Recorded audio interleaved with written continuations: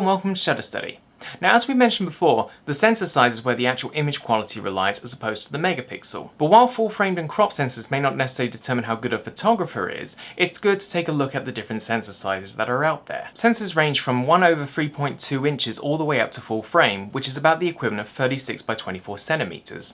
Now, this particular sensor was designed to replicate the 35mm, but it costs significantly more to do so, which is why those SLRs cost as high as they do. But where the sensor is big, so is the lens, so that is why SLR lenses are significantly bigger than compacts or phones, because the sensors in them are smaller. Also, keep in mind that with these different sensors, the crop factor comes into play, which we'll be taking a further look at in the next episode. So let's start with a comparison. Smartphones have a 1/3.2 inch to 1/3 sensor, which already shows why they're so slim, but also why they suffer from low light problems. The only phone as of August 13 to combat the sensor problem is the Nokia 808 phone with a 1/1.2 inch sensor. It's an improvement of smartphones, but the 41 megapixels it carries is too much for a sensor of that size. Basic compact sensors range from 1/2.7 inches to 1.17 inches. Usually the higher up the range you go, the bigger it will be. Higher end compacts like the Canon G series, the Sony XR series and the Fuji's X series have sensors ranging from 2/3 of an inch to 1.5 inches, giving them that extra leeway in the low light and performance area. The CSC system is the most inconsistent for sensor sizes due to the different cameras that the different manufacturers have pulled out. The Pentax Q uses a 1/3.2 inch sensor, the Nikon One is a 1 inch sensor, hence the name. Panasonic and Olympus use the same micro four thirds sensor, while Canon and Sony use their own version of the APS-C sensor. Again, this is a factor that affects lens sizes, so keep that in mind when you're looking at CSCs.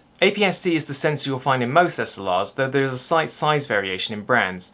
All SLRs outside of the full frame range will run on these due to them being much more cost effective. Only particular Canon models like the 7D use an aps-h size. So now that we understand the different sizes that sensors come in, next time we're going to take a closer look at those elements that are affected by the different sensor sizes: megapixels and crop factor. If you have any further questions about sensor sizes, feel free to post in the comments below, ask on our Facebook, Twitter or Tumblr. If you'd like to learn more with Shutter Study, please subscribe.